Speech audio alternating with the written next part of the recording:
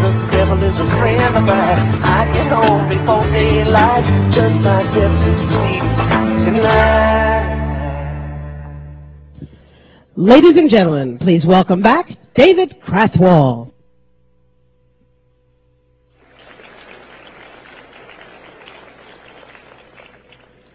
Good morning.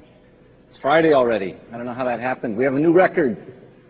Mark Johnson and Eric Solden both wore ties the entire week.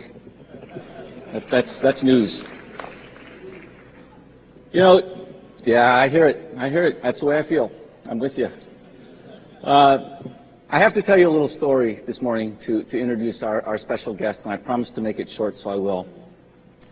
In 1979, I was a sixth grade teacher, and I saw an Apple II, and I had to have the Apple II, so I bought one and took it home, started programming, which turns out was probably the most interesting thing you could do with a computer back in 1979. And it really changed my life. And about 10 years later, I found myself at Apple Computer, moved out from Boston, and took a job out here. And I was out in the first week doing that sort of relocation thing and having dinner at a restaurant. My family was still in Boston. And I saw Steve Jobs across on the other side of the restaurant having dinner. And I thought, I really should just sort of walk over and interrupt his dinner and tell him, you know, thank you, and you know, you've changed my life. And I sort of thought about that for a while. I thought, that's really rude. And it probably happens to him all the time, and I don't want to be like that. So I didn't do it. And in a way, I'm kind of glad that I hesitated, because it gives me an opportunity to thank him this morning in a public setting among people who probably understand that better than anyone else on the planet. So it's a special pleasure this morning to introduce and thank a person who has changed so many of our lives, Steve Jobs.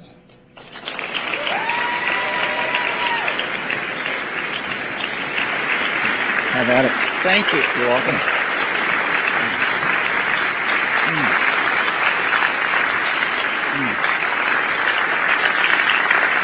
Good morning. Thank you very much. Thank you.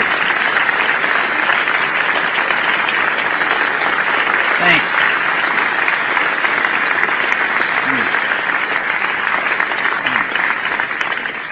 Thank you very much. I really appreciate that.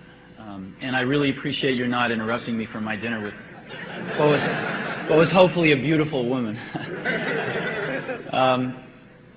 I wanted to come and just have a chat this morning. I know you've been getting lots of presentations all week, so I didn't want to do a big fancy presentation. But what I want to do is just chat. And so we get to spend 45 minutes or so together, and I want to talk about whatever you want to talk about. I have opinions on most things, so I figured if you just want to start asking some questions, we'll go to some good places. Just to set the tone a little bit, I'm actually pretty excited about the way things are going. I think that there are some really good people whom you met this week running the key areas of Apple now. And I think they're making enormous progress towards executing what is a pretty clear strategy. And that strategy revolves around one fundamental concept, which is to make some really great products. And I believe very firmly that there is still a very sizable market for some really great products, and there are some giant holes that we can fill with your help. So I think we are embarked down a course to, after a hiatus of several years, turning this thing around to make some really good and unique products. We need a lot of software for them. That's where you come in. So I am open to entertaining any of your questions, and hope you have some good ones this morning. What about OpenDoc? What about OpenDoc? Yeah. Yeah? What about it? It's dead, right? Huh? It's dead, right? Well, I don't know. I spent a lot of time working on it. And Yeah. Well, you know, let me say something that's sort of generic. I know some of you spent a lot of time working on stuff that we put a bullet in the head of. I apologize. I feel your pain. But Apple suffered for several years from lousy engineering management. I have to say it. And there were people that were going off in 18 different directions, doing arguably interesting things in each one of them. Good engineers, lousy management. And what happened was, you look at the farm that's been created with all these different animals going in different directions, and it doesn't add up. The total is less than the sum of the parts. And so we had to decide what are the fundamental directions we're going in, and what makes sense and what doesn't. And there were a bunch of things that didn't. And microcosmically, they might have made sense. Macrocosmically, they made no sense. And you know, the hardest thing is, when you think about focusing, right? You think, well, focusing is saying yes. No. Focusing is about saying no. Focusing is about saying no. And you've got to say no, no, no. And when you say no, you piss off people. And they go talk to the San Jose Mercury, and they write a shitty article about you. You know? And it's really a pisser. Because you want to be nice. You don't want to tell the San Jose Mercury the person that's telling you this, you know, just was asked to leave, or this or that, or this or that. So you take the lumps. And Apple's been taking their share of lumps for the last 6 months in a very unfair way. And it's been taking them, you know, like an adult. And I'm proud of that. And there's more to come, I'm sure. There's more to come. I mean, some of these, I read these articles about some of these people that have left. I know some of these people. They haven't done anything in 7 years. And, you know, they leave, and it's like, you know, it's like the company's going to fall apart the next day. And so, you know, I think there'll be stories like that that come and go. But focus is about saying no. And the result of that focus is going to be some really great products where the total is much greater than the sum of the parts. And OpenDoc, I mean, I was for putting a bullet in the head of OpenDoc. A, I didn't think it was great technology, but B, it didn't fit. The rest of the world isn't going to use OpenDoc. And I think as a container strategy, there's some stuff in the Java space that's much better. And even the OpenDoc guys were basically trying to rewrite the whole thing in Java anyway, and which was a restart. So it didn't make sense. Yes, sir. Steve, what do we do about the press? I mean, the Wall Street Journal reporters get up in the morning, sell Apple short, and then go write stories about us. And it's clear that it's a perception versus reality problem. Yeah. They don't know shit about operating systems. They don't know anything about tools. They don't know what's going on in the future. They don't know that we're building icebergs, and you build them from the bottom up. Sure. You know, I'm sure that a lot of you have had this experience where you're changing, you're growing as a person, and people tend to treat you like you were 18 months ago. And it's really frustrating sometimes when you're growing up and you're becoming more capable, and you've solved, you know, maybe you had some personality quirks you've kind of gotten over, whatever it may be, and people still treat you like you were a year to 18 months ago. It can be very frustrating. Well, it's the same with a company. It's the same with the press. The press is going to have a lag time. And the best thing that we can do about the press is to you know, embrace them, do the best we can to educate them about the strategy, but to keep our eye on the prize.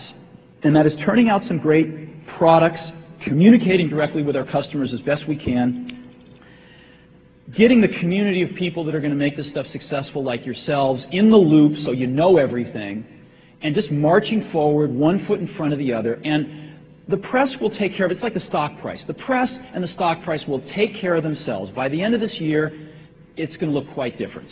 And you know, when you get, I mean, I'm like an old man now in this industry, and I've seen the ups and downs, and when you see enough of them, you know that's going to happen. So when you get up in the morning and the press is selling Apple short, go out and buy some shares. You know? That's what I would do. That's what I have done.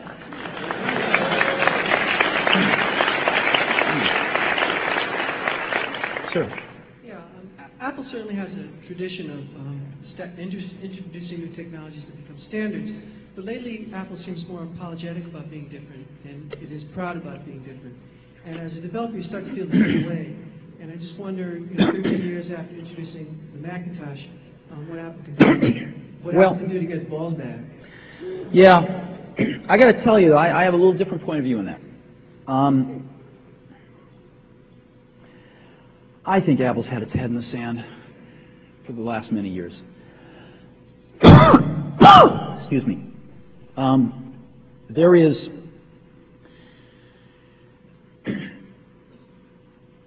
There has been so much that's happened in terms of network computing, as an example, that Apple's completely missed out on. The Mac is probably one of the least network computer communities in the world in terms of really making use of powerful networks. I mean, like when Next joined Apple, right? Next has an extremely sophisticated network infrastructure for doing network computing compared to Apple.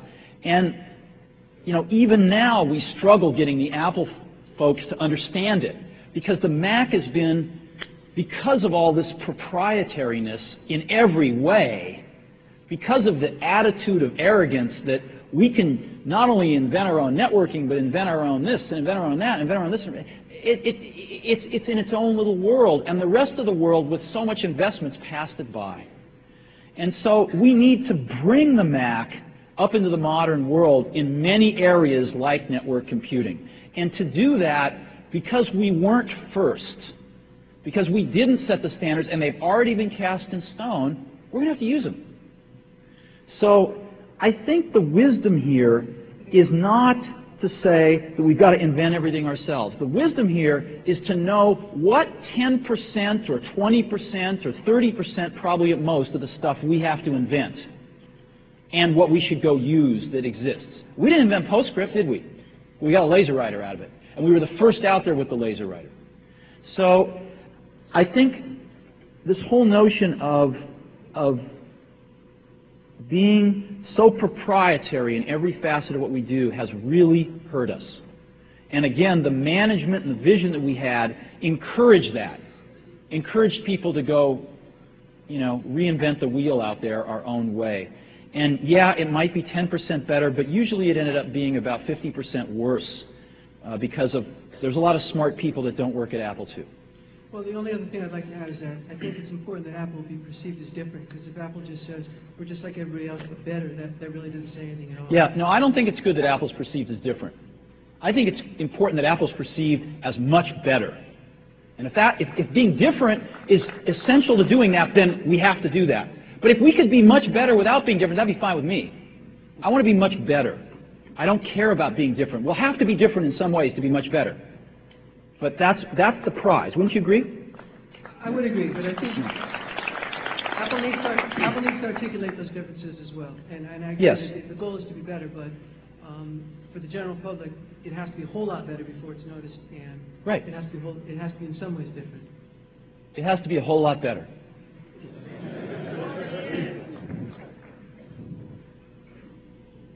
Yes. Good morning. You said in your opening ground rules that there were lots of holes that Apple couldn't necessarily do themselves without this community. Mm-hmm. As a visionary, do you think you could spend a couple minutes either enumerating or talking about those holes? Sure.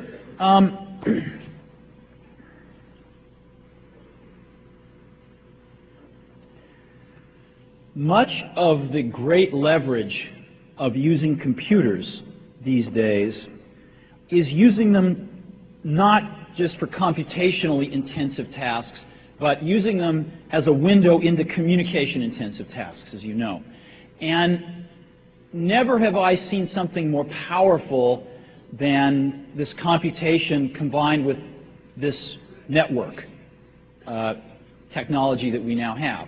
So not only networks throughout an organization, but of course the wide area networks through the internet. And I just want to focus on